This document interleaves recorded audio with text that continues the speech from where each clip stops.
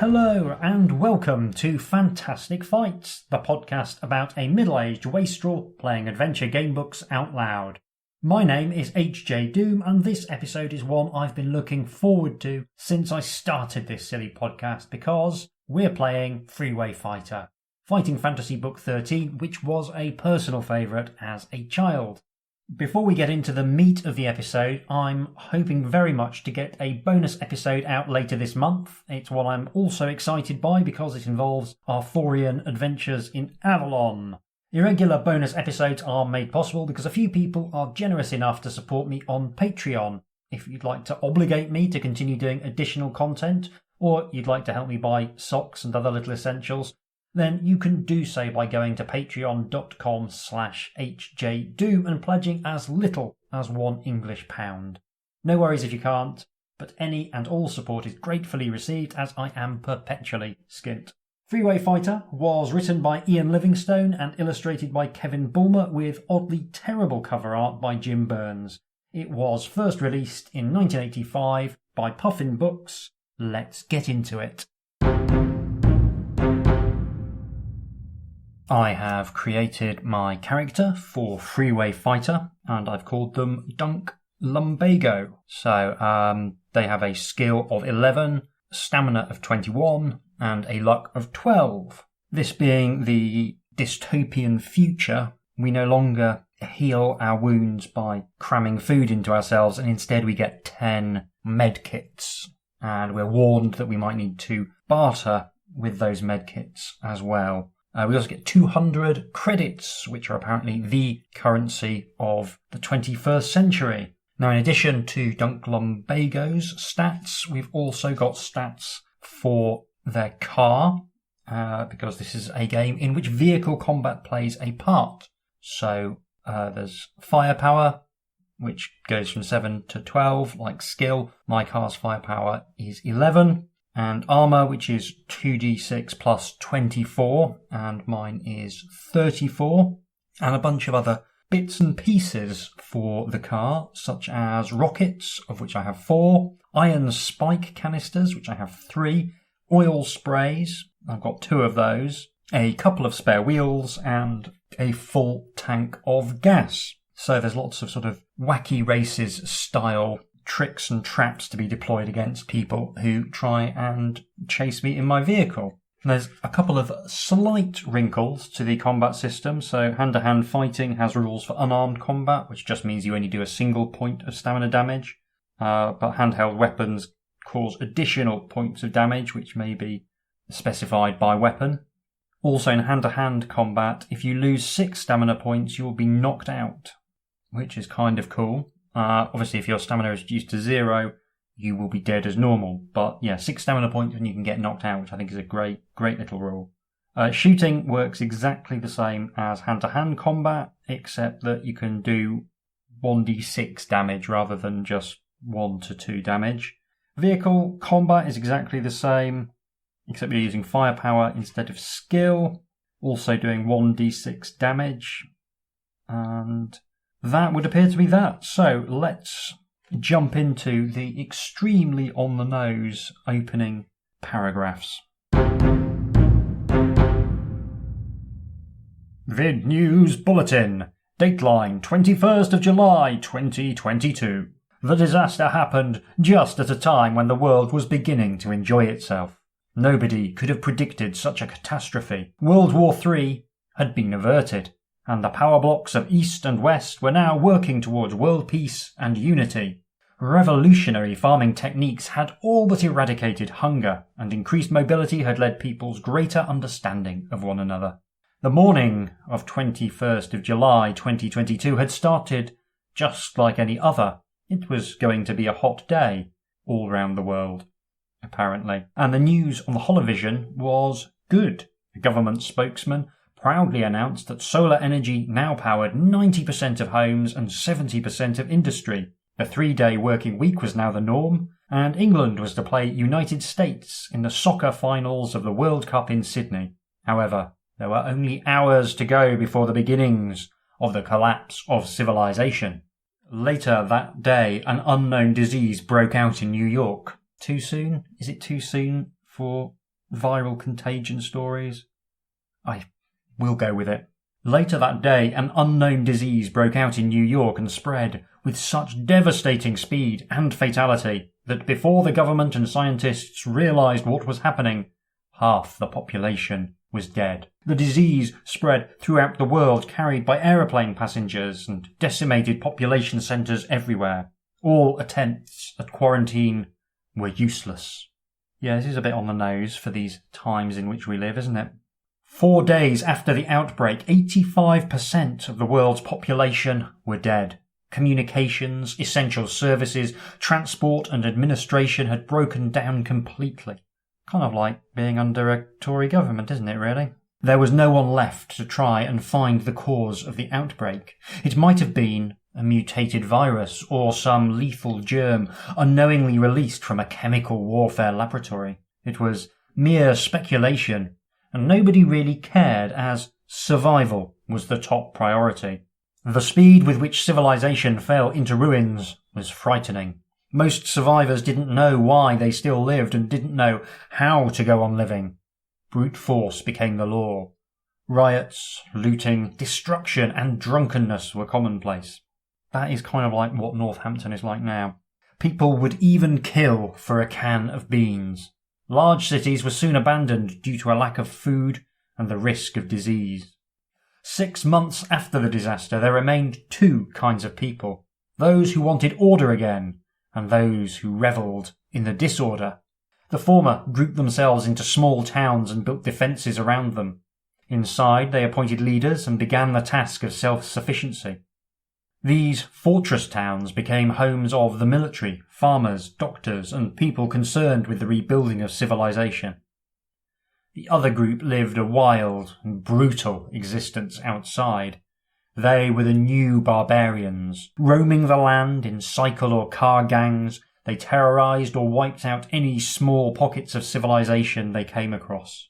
I like the idea that you can either be in a cycle gang or a car gang, but you can't mix the two, that is in some weird cultural way completely forbidden.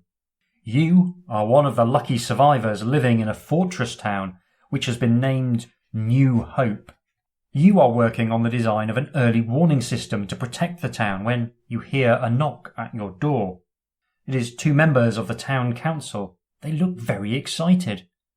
They tell you that their radio has just picked up a message from a fortified oil refinery near San Anglo in the south. The people there are willing to exchange 10,000 litres of petrol for grain and seeds to improve their food production. The inhabitants of New Hope could certainly use the petrol for generators and agricultural machinery. Being offered 10,000 litres of this rare commodity is too good an opportunity to miss, especially as there are surplus stocks of grain and seed. The council have agreed to the deal and are now looking for someone to undertake the journey to San Anglo to deliver the sacks and drive the petrol tanker back to New Hope. It will be a long and dangerous journey through lawless country. The 2 men tell you that they think you are the best trained person to undertake such a mission, and ask if you would like to volunteer. Get the impression it's phrased like a question, but it's not really a question. They tell you that a Dodge Interceptor will be prepared for the journey. It will be fitted with machine guns, radio, roof-mounted rocket launcher, ram bars, loudspeaker, various defences including rear oil spray, tyre shredding spikes, armour plating and bulletproof windows. You do not need convincing, as the benefit to New Hope will be enormous. This pioneer journey might be the start of a link between the new societies trying to bring about civilization, if you succeed. You tell them that you will do the job and begin your preparations immediately. Over the next 2 days you supervise the modifications to the Interceptor. When it is finally ready, it looks like a battle car. Probably because it is a battle car. You check it one last time to ensure that the weapons work and that all your equipment has been packed away in the various compartments.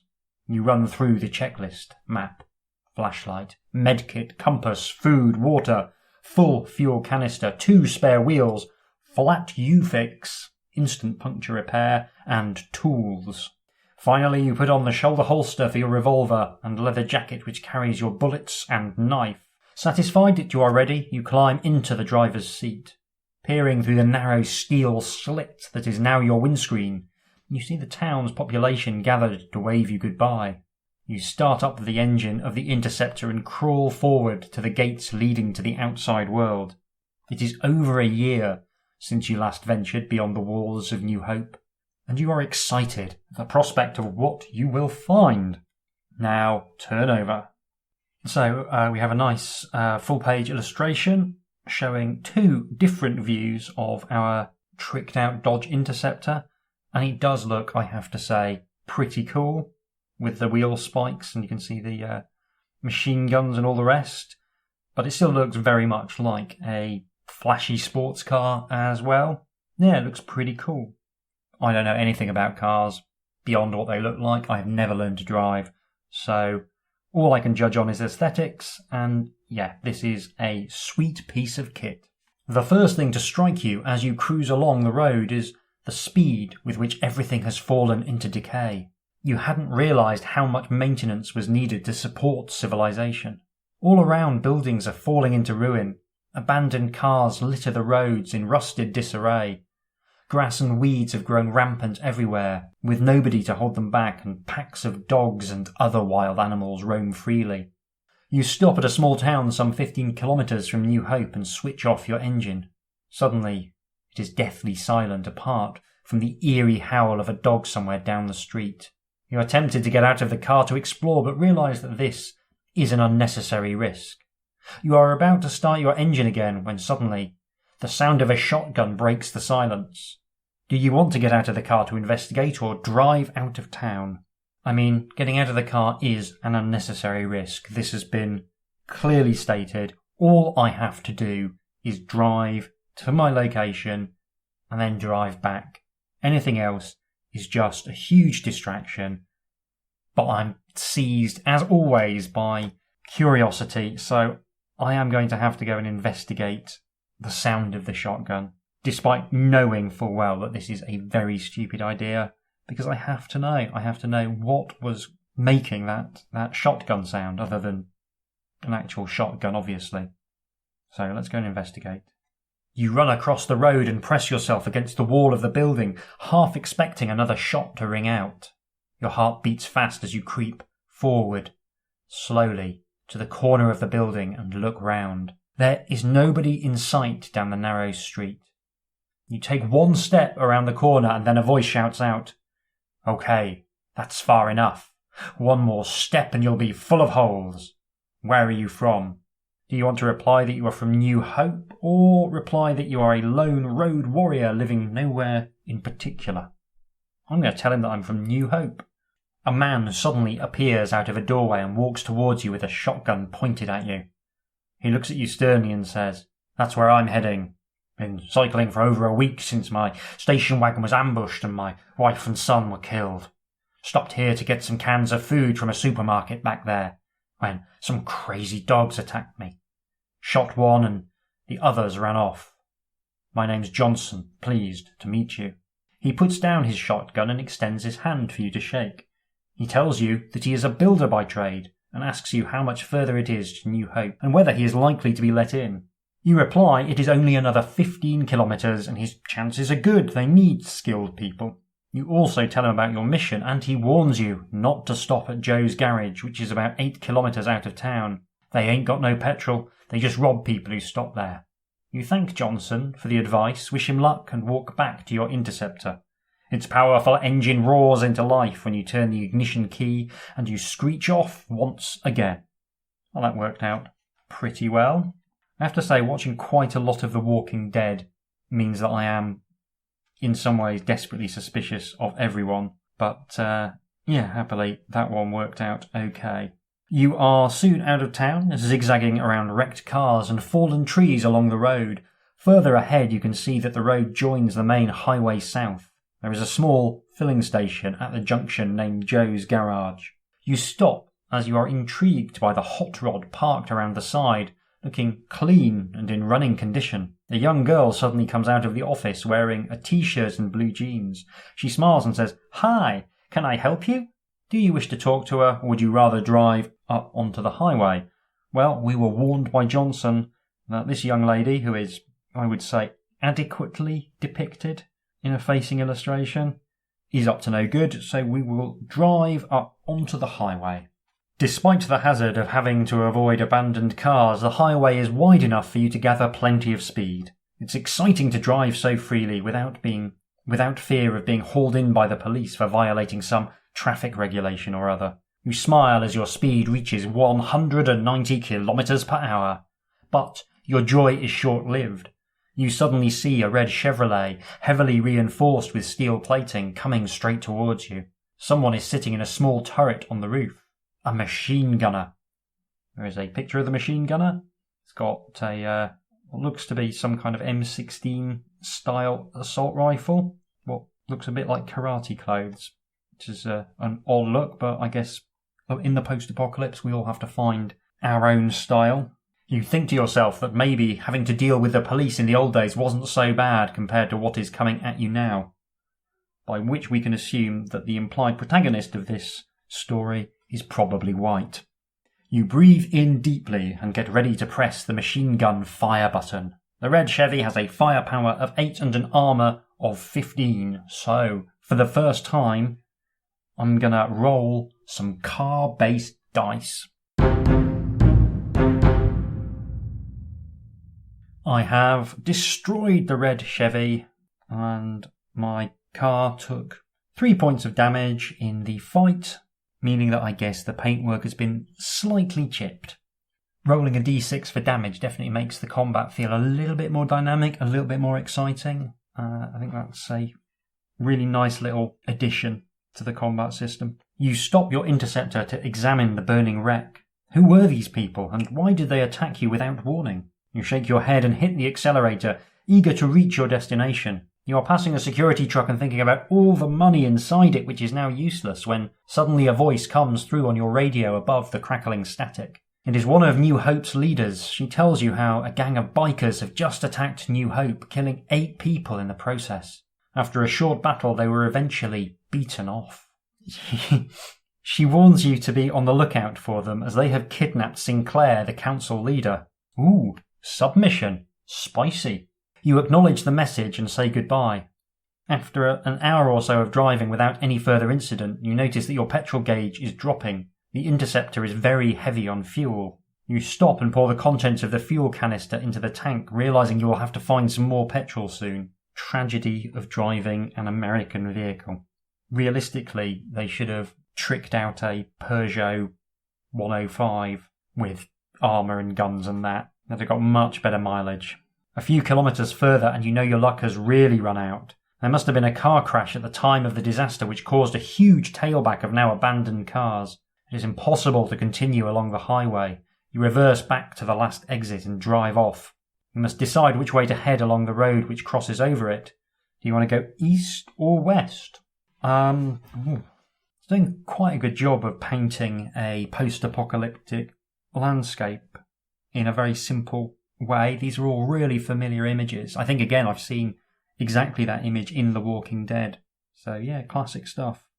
In terms of this decision, I think I'm going to follow the sage advice of the Pet Shop Boys and go west. The road heads directly west and you are able to travel along it quickly, as it is relatively free of obstacles.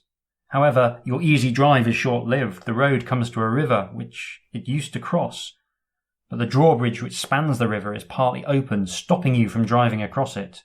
You judge that if you drive over it at about 180 kilometers per hour, the momentum should carry the interceptor across the gap to the far side.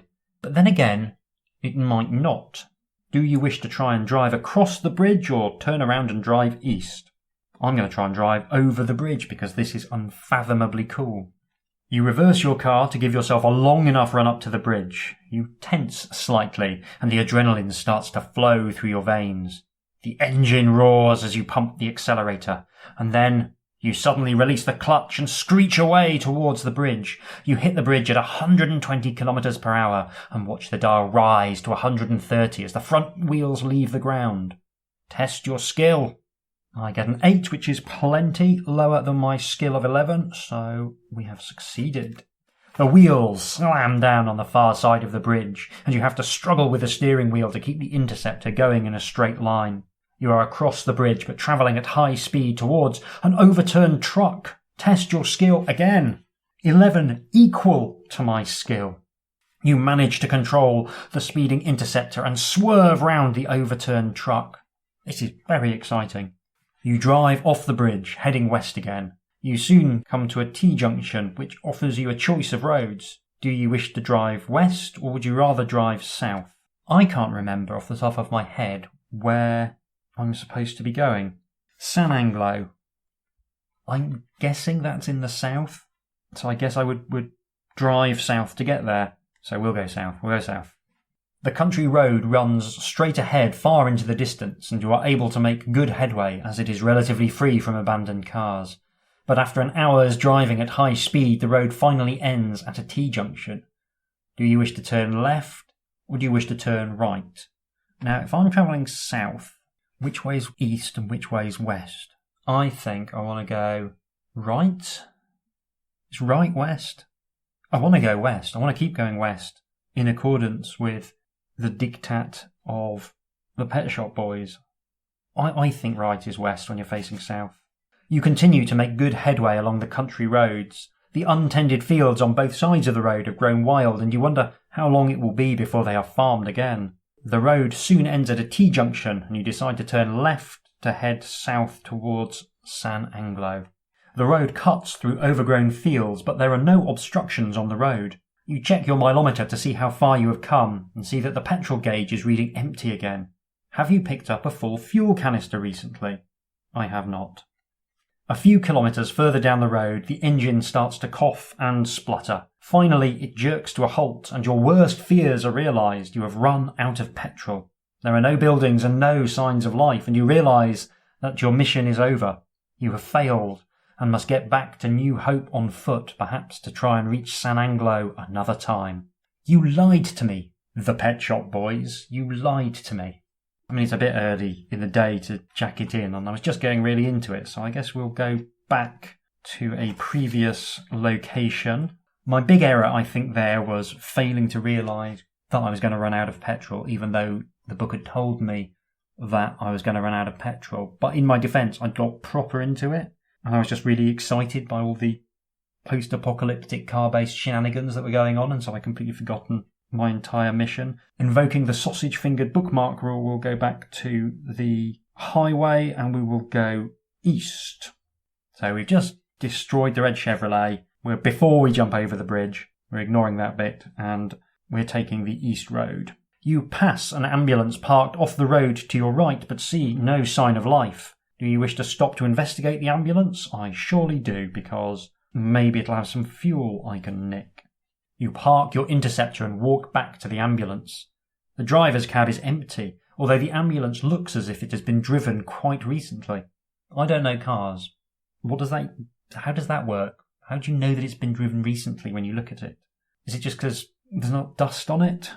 Would you like to open the rear door to look inside the ambulance, or rather get in the interceptor and head east? I will look inside the ambulance. You turn the handle and pull. An explosion, accompanied by a brilliant white flash and a deafening noise, sends you reeling backwards. The door was booby-trapped. Roll 1 die and deduct the number from your stamina score. Really am doing exceptionally well. 3, taking my stamina down to 18. The door hangs off its hinges, but there is nothing inside the ambulance. Its owner will probably be on his way back to see who he has caught. You feel too weak to reach the interceptor and decide to crawl into hiding. Do you want to hide in the grass or under the ambulance? I think I'll hide in the grass. You crawl painfully into the tall grass and wait. Soon you hear the noise of approaching footsteps. Through the grass you see a scruffy man, gun in hand, standing only a few metres away. A cigar hangs out of the corner of his mouth, and around his head is tied a red headband. I feel like a year after the apocalypse, all of the tobacco products will have been well and truly smoked. I used to smoke. And had the apocalypse happened in the mid-90s, I'd have been out desperately trying to ensure a supply of cigarettes. The scruffy man is obviously the one who set the booby trap. Suddenly, he sees your trail of blood leading into the grass. He turns and fires blindly. Test your luck. First luck test. I am lucky, so luck now down to 11. The bullet thuds into the ground only a metre away. You immediately sit up and return fire. The highwayman has a skill of 8 and a stamina of 12. Resolve the combat using the shooting rules, but reduce your skill by 1 for the duration of the fight because of your injury, and reduce your skill permanently by 1 point if you are shot more than once but survive. So with that in mind, I'm going to get my 6-shooter out and for the first time roll some dice to shoot someone in the face a couple of times. Okay, I have killed the less than dandy highwayman. It was all going really, really well. I got him down to 2 hit points without taking a single bit of damage myself, and then he shot me 4 times in a row, which means I've lost a point of skill permanently, taking my skill down to 10, and he reduced me to 9 stamina. I've patched myself up with a couple of med kits. Can't help but feel a sausage roll would have been more efficacious, but hey, medkits is what we've got, and I am ready to continue my adventure, albeit limping and seriously injured. You search through the dead man's pockets and find 150 credits and a pair of knuckle-thusters. You pocket your findings, and when you feel strong enough, limp back to your interceptor, wondering how long your medkit will last. You turn the ignition key and burn up the road, heading east. So, I am reasonably rich, and I have some brass knuckles. You flash past a road sign which shows a turning to the south immediately ahead. Do you wish to drive south, or would you rather keep cruising east? Well, I guess I will try turning south again. One of those ones where some kind of contextual hint would have maybe been nice as to which one is more likely to provide fuel. Could I see like lots of cars one way that I could maybe siphon the tanks of? But hey, it's a fighting fantasy book. You're always going to get a certain amount of arbitrary decision making to have to do. So we are going south. A few miles down the road, you come to a small, crudely constructed wooden bridge which crosses a narrow river. There is a sign nailed to the bridge warning you not to cross the river. Do you want to drive across regardless, or would you rather turn around and drive back to the last junction? Private property keep out, the sign says in the facing illustration. Pretty lazy illustration, if I'm honest. Doesn't look like it took a long time. So I'm private property. Well, I guess I'm going to travel back to the last junction. Far be it from me to trespass upon someone's private property, particularly not when they've marked it, as these people have, with a skull and crossbones. So let's go back to the junction. You are soon back at the T-junction and stop to decide which way to head. Do you wish to turn right or turn left to head west? We will go west. The road is open and wrecked cars are an infrequent hazard. The speedometer reads well above the maximum speed limit that used to control the road, but you know there is no chance of getting a speeding ticket now. Your enjoyment, however, is short-lived. A roadblock of upturned cars and trucks comes into view. You slow down and survey the scene, sensing danger. Do you want to fire a rocket at the roadblock? Try and drive round the roadblock, or turn around and drive back to the last junction and head south? Well, I've been itching to make use of these rockets. And given how the adventure's been going so far, I think I'm just going to shoot a rocket at the roadblock. Reaching forward, you press the rocket launcher button on the control panel. The interceptor shakes as the rocket is fired, and the explosion which follows immediately is loud and blinding. When the smoke clears, you can see the roadblock no longer exists. There's a nice picture of the explosion. It's pretty good. Suddenly you hear the roar of a motorcycle engine starting up and see 2 leather-clad, armed riders appear from behind a bush and blaze up the road through a hole in the roadblock. The passenger turns and fires a warning shot at you as the bike races away. Do you wish to drive after them or let them get away? Are these the ones that kidnapped the leader of New Hope? I think I'll have to chase after them, on the off chance that they are, because no one can be allowed to harm our precious, precious politicians. How will our community survive without a politician in charge? Before you have time to catch them, they turn around and drive straight towards you. The machine gun above the headlamp blazes red and white as it spits bullets at you. You press the accelerator down hard on the floor and race the interceptor towards them, your finger clutching the machine gun trigger. This is very excitingly written. I'm really enjoying it. I'm getting very sucked into this post-apocalyptic world. The motorcycle has a firepower of 6 and an armour of 9. I'm going to gun it down like a dog. by rolling some dice. I have destroyed the motorcycle. You walk over to the wrecked bike carrying your revolver in one hand and the med kit in the other. One of the men is dead, the other is barely alive. You kick his pistol away from him and see if he can be saved. He opens his eyes, smiles and says, "Fat Jack and the boys will get you for this." And he slumps back and is still. Your medkit cannot help him. You check the bike over and notice a locked side pannier. Would you like to open the pannier or just head off east without wasting any more time? I'm going to open the pannier because obviously I'm going to open the pannier. You fire at the lock on the pannier. 3 shots and it is open. Inside you find a pair of handcuffs, a map and 200 credits. After putting the handcuffs and credits in your jacket pocket, you look at the map. There is a red circle drawn around New Hope. Obviously these men came from the same gang that attacked New Hope. A small town named Rockville is marked with a red cross and it is not too far southeast from where you are now. No doubt it is the temporary home of the bikers. You decide to change the wheel on your interceptor before any of the bikers' friends arrive. Bit random. Fortunately, the wheel hub is not damaged and you are able to fit the spare wheel quite quickly.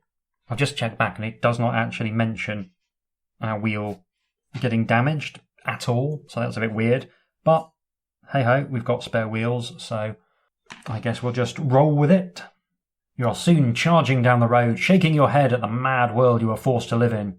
You soon arrive at another signpost which points down a narrow dirt track towards a town called Rockville. Do you wish to drive to Rockville or keep heading east? We will go to Rockville. The dirt track is rough and bumpy, and you realise that people for miles around will see the dust that the speeding interceptor is throwing up. Nevertheless, you are determined to reach Rockville. Suddenly you see a blinding flash on top of a boulder in the distance. Test your luck. I am lucky. Luck now reduced to 10. Somebody has fired a bazooka at you, but the shell explodes harmlessly a few meters to your left. You press down on the accelerator, steering your interceptor towards the attackers. But before you can reach them, they jump onto motorbikes and race off. Do you wish to chase them or reverse? Drive down the road and turn right to head east. Chase them, I guess.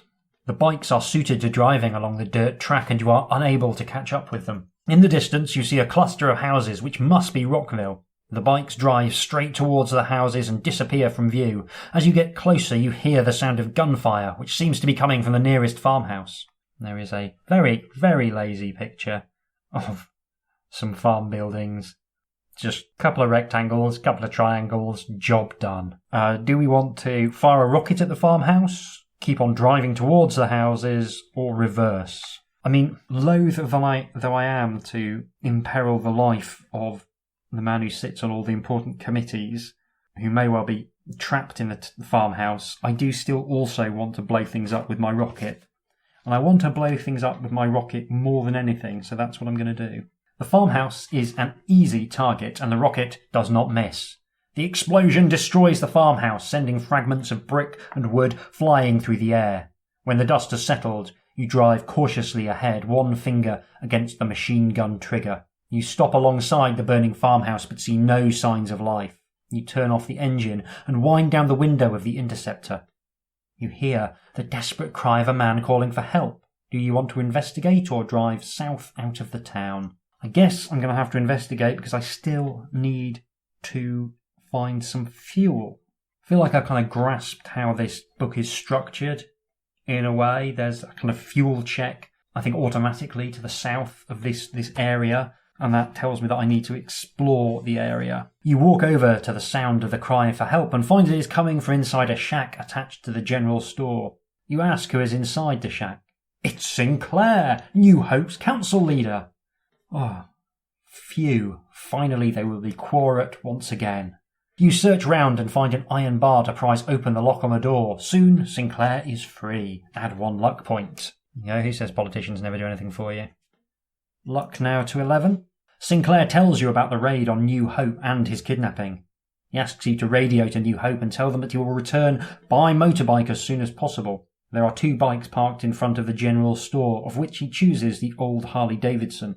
Once again, someone choosing the conveyance with the worst possible miles per gallon. Thanking you for your help, he waves goodbye and roars off north. You want to search the general store, the house, or drive off south?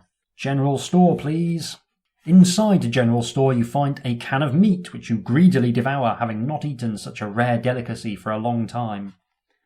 Notice that they haven't named the meat. Add 2 stamina points. Yeah.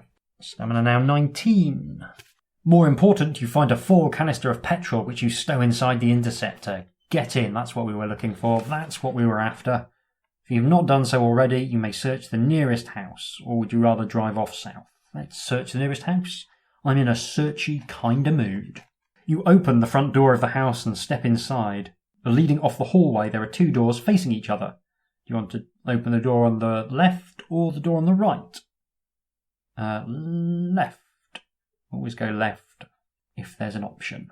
The door opens into a room that has recently been occupied. There are unfinished cups of coffee on the table and the front wheel of a motorcycle propped up against the wall, its inner tube lying on the floor. Someone was obviously in the process of mending a puncture. There's a toolkit on the table, inside which you find a pair of heavy-duty wire cutters which you decide to take with you. If you've not already done so, you can open the door to the room opposite or leave the house. So wire cutters, eh? We will look at the room opposite. Opening the door trips a wire which is pulled taut around the trigger of a crossbow in the far wall. The bolt is unleashed from the bow and thuds into your shoulder. Roll 1 die and deduct the number from your stamina. Got greedy. I got greedy. 1 stamina point. That's a bit of good news. Down to 18. So half a meat tin's worth of damage, apparently. I knew I was getting greedy. It's like the code of fighting fantasy, that in any sort of small enclosed area there's going to be a good room and a bad room. After attending to your wound, you find that there is nothing apart from rubbish and broken furniture in the room. It was merely booby-trapped to deter intruders. Lose 1 luck point. Well, easy come, easy go. So back down to 10 luck. We've come out of this a stamina point ahead. We're still winning. We're still winning. Just time to leave this house. If you've not done so already, you may search the general store. Otherwise, drive south. I will drive south. The dirt track twists and turns through the open countryside, but at last you come to a T-junction where the dirt track is crossed by a good road. You look down it both ways, but do not see any vehicles or signs of life. Do you wish to head east or west? Do I want to go west? I mean, I've got the fuel now, so I guess I can continue to obey the commandment of the pet shop boys to go west, so I will do that. You drive a long way west, passing only 1 junction on your right, a narrow road leading north. At last you come to a T-junction where you can turn left in order to drive south towards San Anglo. The road cuts through overgrown fields, but there are no obstructions on the road. You check your mileometer to see how far you have come, and see that the petrol gauge is reading empty again. Have you picked up a full fuel canister recently? I have. You stop the car and get out to empty the fuel canister into the petrol tank. The canister does not hold much petrol, and you realise you'll have to be on the lookout for more if you hope to reach San Anglo. By the time you set off again, it is early evening, and you watch the setting sun through the right-hand window. Soon it will be dark, and there is a new decision to make. Drive off the road and sleep inside the interceptor, find a building to spend the night inside, or drive on through the night. Well, safety first. No night driving, not without at least some cheap speed to keep us sharp. So I guess we drive off the road and sleep inside the interceptor. That seems the most reasonable. You pull off the road and park the interceptor behind a low wall. When you turn off the engine, you notice how deathly quiet it is. I wonder if anyone heard you stop. You eat your food quickly, but wait until it is completely dark before settling down to sleep. In the morning you wake early feeling refreshed. Add 2 stamina points. You start up the interceptor and are soon heading south. Stamina now back up to 20. The countryside is picturesque in the early morning light, but you are unaware of the dangers ahead. The road has been mined by country outlaws waiting to rob anyone passing through. Roll 1 die. 1 to 3, 1 thing happens, 4 to 6, something else happens. So we get a 1. Seems bad. Let's find out what occurs. Suddenly, there is a deafening explosion and the interceptor is blown sideways by the force of a detonated mine. Roll 2 dice and deduct the total from the Interceptor's armour. 5. It's alright. Interceptor armour is now 26. That could have been a lot worse. You try to restart your stalled engine to get away before the outlaws arrive to see what they had captured. Test your luck. 7. I am lucky, but my luck is now down to 9. Fortunately, the engine was not damaged by the explosion and it starts up straight away. You drive off hastily, lucky to have survived. As the morning wears on, it becomes very hot, and the further south you travel, you notice a change in the vegetation. The overgrown fields turn into scrubland, and it won't be long before you are driving across the desert. A few miles further down the road, you arrive at a major junction. Do you want to head left and go east, or would you rather keep driving south? Well, with apologies to the Pet Shop Boys, I'm going to go east. That is literally the last thing they want me to do. Got to keep searching through this area looking for more fuel. You travel about 80 kilometres before the road ends at a T-junction. You decide to turn right in the direction of San Anglo. You approach a railway bridge that you must pass under, but you do not see the laughing man on top of it. A stone pillar teeters on the edge of the parapet, held from falling by the man. As he sees you drive towards the bridge, he giggles like a child and releases the pillar. It crashes down on the road directly in front of the Interceptor. Test your skill. 7. Yep, well under my skill of 10.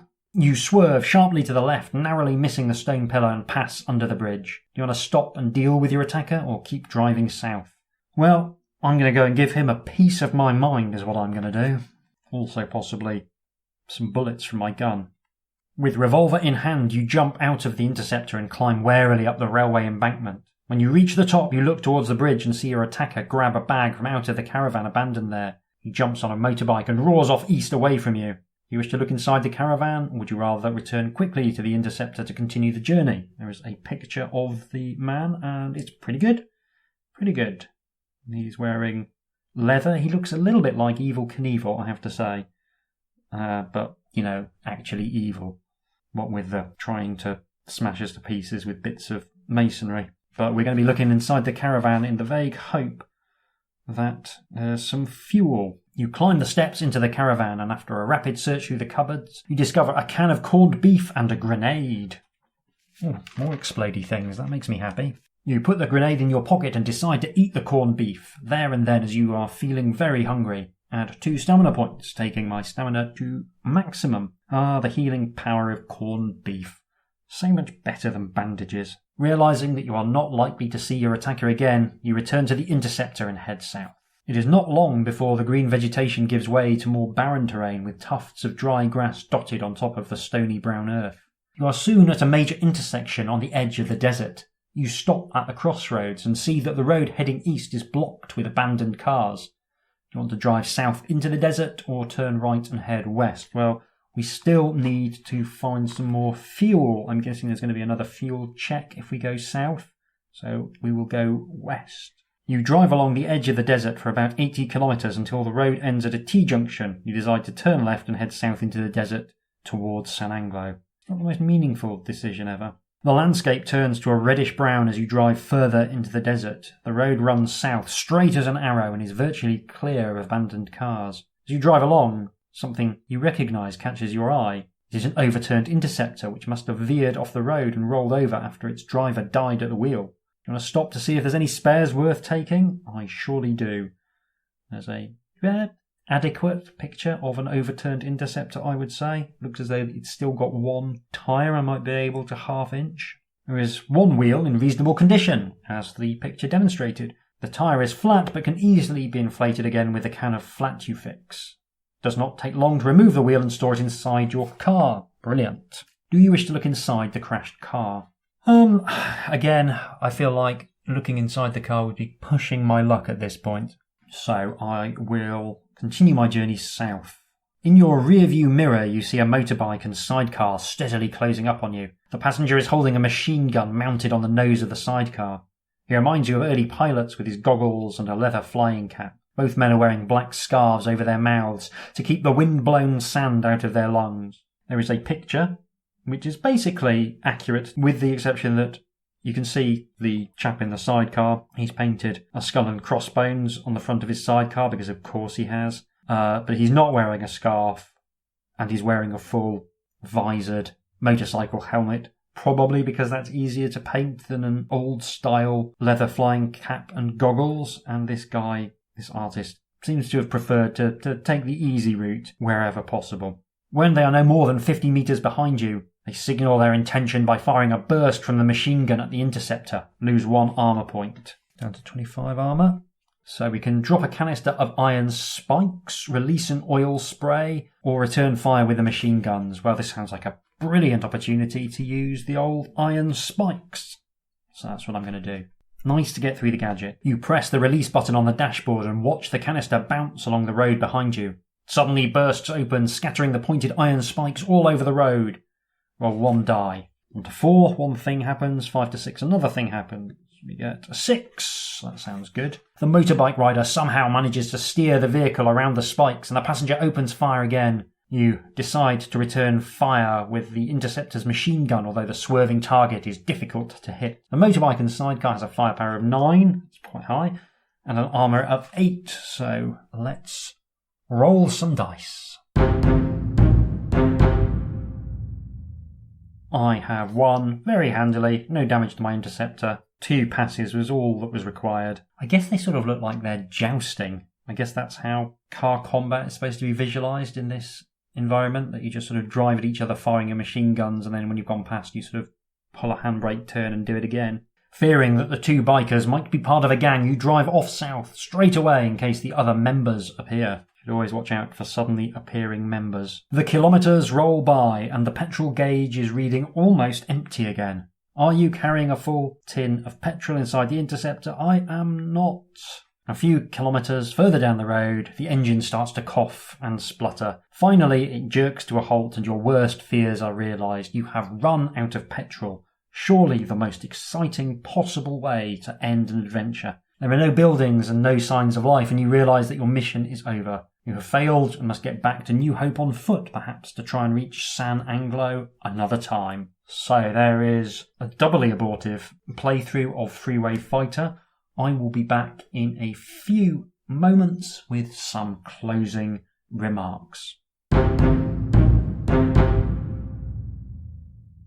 Well, I had a lot of fun with Freeway Fighter, and I hope you did too. It's definitely a book I'd recommend picking up and playing through if you haven't already. It's been reprinted a bunch of times. There's plenty of copies available, and it doesn't tend to cost that much money. This was one of my favourite fighting fantasy books. I absolutely loved it as a child. My parents were quite down on violent entertainment, for the under-10s at least, and so I was never allowed to watch the A-Team as a small boy. Now that would have been fine, except apparently the other local parents didn't care to the same degree, so all my compatriots from school would be enthusiastically describing the latest episode, which almost always seemed to involve turning a car into some kind of improvised tank. Now I found these childish descriptions utterly fascinating, and as someone with a rich inner life, I constructed my own version of the A-Team in my head from a mixture of these incoherent accounts and the action figures in the Argos catalogue, and of course my own febrile imagination.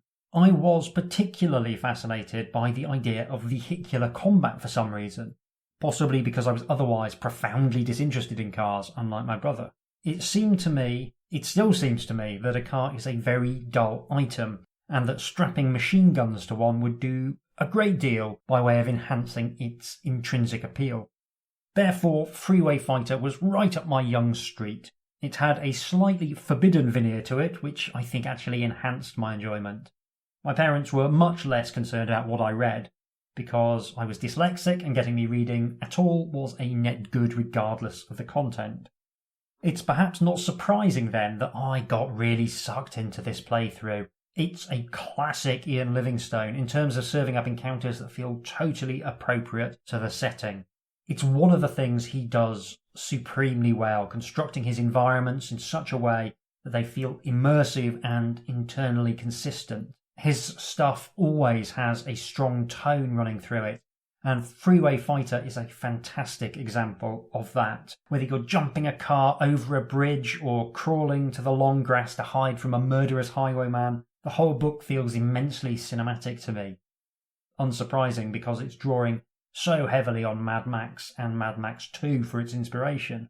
Now, the artwork is something of a mixed bag. Kevin Bulmer, sadly died in 2011, was an early contributor to White Dwarf and did a lot of work on video games in the 1980s and beyond. Clearly extremely talented. And some of the character work in Freeway Fighter is really good. There's a very nice balance between comic-style exaggeration and something more grounded. Now, buildings, he's much less good at, and even less good at background environments, or perhaps simply less motivated. His bold black lining and simple shading looks really good on people, but makes locations kind of flat and lifeless. There's probably more good than bad art in this book, so on balance, I think I'm going to come down in favour of the work he did. Now, I arguably got too absorbed in the world on this playthrough. I made some very questionable decisions because they felt like what my character would do, rather than because they offered the best chance of finishing the game. I never really explored as much as I should have because I was seduced by the images which some of the choices suggested. It's powerfully evocative and did a fine job of drawing me into this post-apocalyptic landscape. If there's one thing I learned on this playthrough, it's that I really like blowing things up. Having access to a rocket launcher is way more power than you usually get in a fighting fantasy book, and I definitely got a bit too excited by the destructive scope it represented. It's a world away from the usual broadsword and leather armour, with maybe a magic ring or something to help out a bit, and I love it. It's made me want to play some kind of gently unhinged demolitions expert in a post-apocalyptic game. Not a wacky problem character or anything, just someone with a stack of dynamite who tends to see every problem the same way that the British Transport Police look at suspicious packages at a train station. I also love the way the Dodge Interceptor is tricked out. It's a proper power fantasy, and basing it on a recognisably classic sports car, that's typical attention to detail from Ian Livingstone. A Dodge Interceptor looks pretty cool even before you start strapping munitions to it. Another classic Ian Livingstone trope is to use fights to generate atmosphere. The fights in Freeway Fighter feel more high stakes because of the random damage. Variable damage creates additional tension, and that's something that the very simple combat system benefits from. Sadly, we didn't get to do any bare-knuckle boxing in this playthrough, but there's an additional tension there by giving both participants effectively the same stamina of 6. These are all minor changes, but they give more depth and they help that sense of immersion. I like the mixture of gunfights and vehicle combat. That's really well judged. Livingstone is so good at differentiating fights in small ways to make them seem much more difficult than they actually are. So we get to fight a Chevy,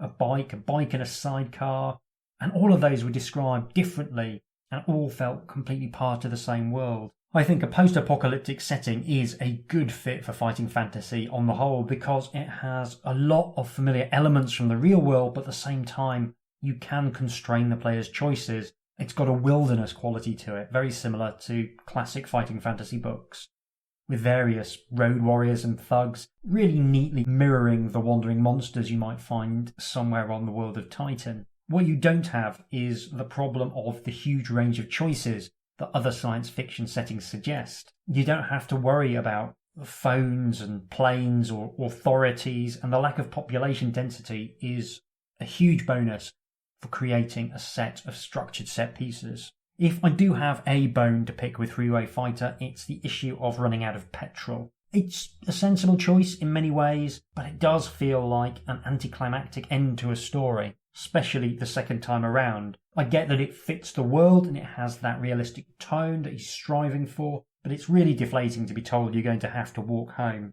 When I think of great fighting fantasy denouements, I don't tend to think of the experience of having missed the last bus home. Aside from that, the structure makes a lot of sense. You've got the adventure chopped into mini-sections on a linear path, very similar to the structure of Forest of Doom or City of Thieves. You explore east or west in each mini-section, looking for fuel before going south once you've found it. And it is nice to have a much shorter shopping list rather than the typical Ian Livingstone scavenger hunt for 120 different magical items. I also like having the item checks when you leave the section rather than having one big checkout at the end, if you will. That makes backtracking and mapping a bit easier. This is a fondly remembered fighting fantasy book, complete with its own spin-off comic, no less. And it's easy to see why. It's the first genuinely good science fiction story in the canon. It has strong mechanics, a wonderful setting, a nice simple quest, and still a couple of decent plot twists along the way to make it more interesting. It's a superb showcase for the talents of the author. I didn't beat it on this playthrough, but I think someone paying more attention could easily complete it on an early playthrough. I don't think it's that difficult. Ian Livingstone sometimes makes his books needlessly harsh, but this feels like it has a good balance, and for once he isn't throwing endless very hard fights at you while demanding you collect 20 different magic doohickeys. So that's it for Freeway Fighter. As I said at the start, I'm hoping to do a bonus episode later this month, so I hope you'll join me for that. If you've enjoyed this podcast, why not tell a friend about it so they can enjoy it too? You can get in touch with me by emailing HJDoom, retrofun, all one word, @gmail.com. Thank you so much for listening, and I'll see you soon.